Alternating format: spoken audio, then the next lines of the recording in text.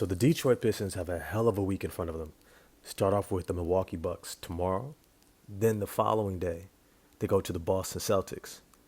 And then a few days later, they got the New York Knicks. I mean, this is going to be a gauntlet of a week, but I think it's going to test them in ways that's going to allow them to learn about themselves and just how much progress that they've made. In this video, I want to get to 3 specific things that I'm going to be looking for in this upcoming week. But before I do, this video is brought to you by Bridges and Stones Family and Relationship Care. You know, the holidays can be tough for a lot of us, whether it's distance from family, relationship issues, social isolation, or just struggling to adapt to the weather of the season. Depression and loneliness can get to us all. This season doesn't have to be something to dread. It can also be your opportunity to learn coping skills and the steps you need to move into healthier relationships. Contact Bridges and Stones today for a free consultation with a professional coach to get the support you need. Don't struggle alone. The link is in the description box below. You know, something that gives me hope about this team coming into this upcoming week, or not just upcoming week, coming into this week, is what I've seen from them in the tournament qualifier to head to Vegas. How I saw them play in that game, not this last one where they were obviously exhausted. It was a trap game. I had to kind of reel in my own set of expectations. It was on a back-to-back night after the high energy of the game before against the Pacers, and then going right into a game against a team that was sitting in wait, the Philadelphia 76ers, who were getting Paul George back. They had a lot of energy, not to mention their plane was stuck on the runway for, I want to say, like 2-3 hours. So they didn't even get out of Indianapolis until, I want to say, like 2:30 in the morning. And then they had to quickly turn around after they landed at 4:30, try to get a quick rest before going right in to get ready for the game. Like, that type of a turnaround is just crazy. And so they were obviously gassed, and it makes a lot of sense. And it's an 82-game season. I have to remind myself not every game can be their A game. So I'm going to toss that one out. But what gives me hope is what I saw against the Pacers. I saw a team that not just had a sense of identity. I saw a team that trusted each other. I saw a team that had a system. I saw a team that had players who were progressing steadily, showing the ability to be dominant in Jaden Ivey and Cade Cunningham. I saw Jalen starting to get a nose for defense and being able to track balls and block shots and make rotations and, you know, get that verticality instead of picking up silly fouls. Like, he was doing a lot of things extremely well. And, of course, Asar Thompson continues to work his way back into game shape. And those of you who have been following my channel, he's probably one of the more exciting players for me to watch. And Marcus Sasser continues to get back to who he's been last season as a walking bucket. But at the same time, they've also been looking for him to be the main facilitator. And I'm looking forward to him being that primary facilitator in that second unit, getting consistent minutes, at least 17 to 20 minutes a game, hopefully. All that's to say is this team has a lot of potential as they're moving forward. Ron Holland is continuing to take steps. All right, the high draft, a lottery pick. Simone Fontecchio is beginning to figure out the type of defense he has to play and figuring out how he's going to find his shots in the flow of this offense. And even Tobias Harris, even though his shooting and his scoring has not been where we all want it to be, he has still been that consummate veteran. He knows where to be. He knows what to do. He knows how to make good decisions. And people don't understand how important that type of a role is. Right. And Malik Beasley, he's been a godsend. So all those different things together, along with head coach JB Bickerstaff being a mastermind of progressing this team forward, I'm excited to see what comes next, because there's been a lot of surprises, a lot of revelations that have been for the better of this team.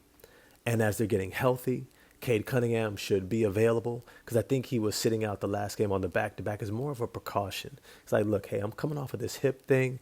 You know, there's absolutely no reason for me to play in a short back-to-back and it tighten up again, and then I'm out for 2-3 more games. It's better for him to take that day off, plus the 2 that he was going to have afterwards, and now he can be fully rested and ready for this game, for this in-season tournament in Las Vegas. All that's to say is I think they're going to take it to the Bucks. I think it's going to be a good game.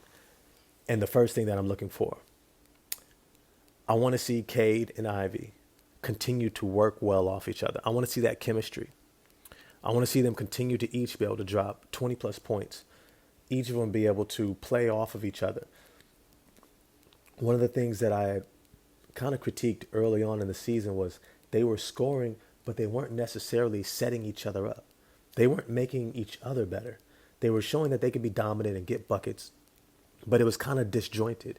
Everyone was kind of for themselves. They were moving the ball, but it wasn't like I'm trying to get you going as much as it's I'm supposed to pass the ball right now, right? And there's a difference. That intentional ball movement to understand how we are going to set each other up so that we are maximizing each other's potential on the court. And that's what I want to see. I want to see Cade and Ivey get into their spots. I want to see Cade get into his pick and roll game. I want to see him drawing those extra defenders and finding shooters in the corner, especially Jaden Ivey on the weak side and maybe a secondary attack of the rim. I want to see Jaden Ivey getting into his shot, getting his legs on him and knocking down threes and getting to the rim while also setting up Duren and Cade. Like, I want to see that chemistry working, showing that the both of them can be on the court at the same time and both will be able to get off at the same time. We've all seen when it doesn't get there. You know, Jaylen Brown and Jason Tatum are a perfect example of that, that guys don't always figure it out, and it could be to the detriment of the team because when you need them both to be dominant, usually it's just one, right? And so we want to see something more of a Kyrie and Luka, which I did do a video in the past that I think they could be that type of dynamic backcourt. But as I say that, that's the type of chemistry we want to see out there. Both of them got to be able to get going at the same time. So that's what I'm looking for. The second thing that I want to see. Damn it, I want to see Asar Thompson get into that starting lineup. Look, I know JB Bickerstaff, look, it's in him we trust. He's running the show. He sees what needs to be done. He's taking his time. He's there in the practices, in the locker room. He's doing the check-ins. How you doing? He's following up. He knows his guys more than any of us do, definitely. All right? But I still want to see it. I still want to see Asar Thompson in that starting lineup. I want to see him running the point. I want to see him grabbing rebounds and taking off down the court. I want to see Asar Thompson showing that gravity in transition and being able to get to the rim and drawing defenders and then kicking the ball to Cade and Ivey. Because if this can be a three-headed monster, if this can be, I dare say, a big three, where you've got three guys who have gravity on the court, making the game so much easier for everyone else, being able to set each other up, being able to run the point, being able to get other guys involved. This presents one of those nucleuses that I've said before can be the type of nucleus that brings a championship to an organization, right? A lot of things have to go right? Knock on wood, a lot of luck has to go your way.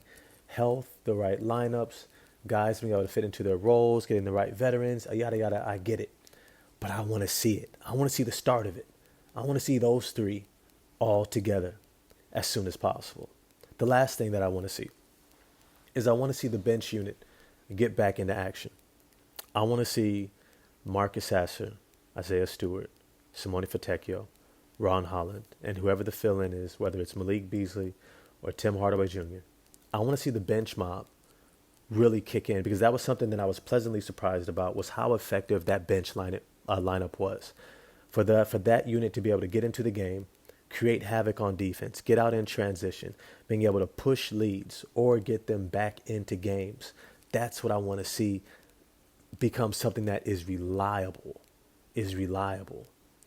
Now, the last thing that I want to say is I think this week, going up against Milwaukee, I think that's going to be their best game. They're going to have a lot of energy. They're going to want to get the taste of the last game out of their mouths, and I think that they're going to come ready to go.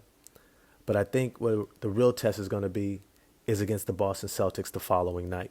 Look, they just experienced the trap game. I don't think it's going to be the situation where they get stuck on a runway and stuff like that, but I think it's going to test their mental fortitude. It's going to test them mentally and physically to say, look, we know what to expect. We know what it's going to feel like. We know what it's going to feel like when it's not quite there, right? I don't have that burst of energy. I don't have that, physical jolt to rely upon to get up for a game. And yet I have to mentally prepare to play how we need to play. And this is a growth aspect of many young teams, right? How to play the mental game, how to prepare my body. If I know I got a back-to-back, when the game is over, I'm not even thinking about the game that just finished. I'm looking to recover. I'm looking to get my meal, get in the work with the trainer, get right to bed because I know I got a quick turnaround and I got to get into the gym, get some shots up, right? I got to get mentally prepared. What's the game plan, right? Yada, yada, yada. Like you have to mentally get yourself up, even if your body's not all the way there. And that's what we didn't see in this past game against the Philadelphia 76ers. They weren't mentally checked in. Ron Holland, Jalen Duren, they weren't mentally checked into what they needed to do. And many times that's the difference between getting blown out and staying in a game and having an opportunity to close it at the end. And so that's what I'm looking for this week. I think then after that, when they face the Knicks, I think that's going to be another really good game. I think that they'll get up for that. I think it'll be really competitive.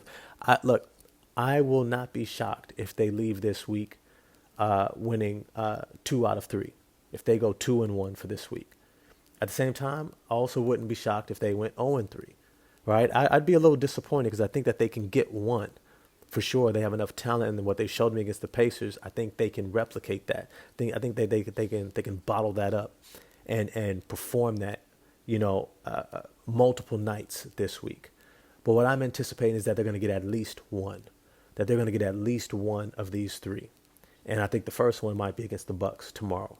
But as always, I want to know what you all think. If you agree, disagree, smash that like button for me, hit subscribe and the bell for notifications. Definitely share this video in your group chats and get at me in the comments section because you know I'm going to get back at you there. And I'm out. Peace.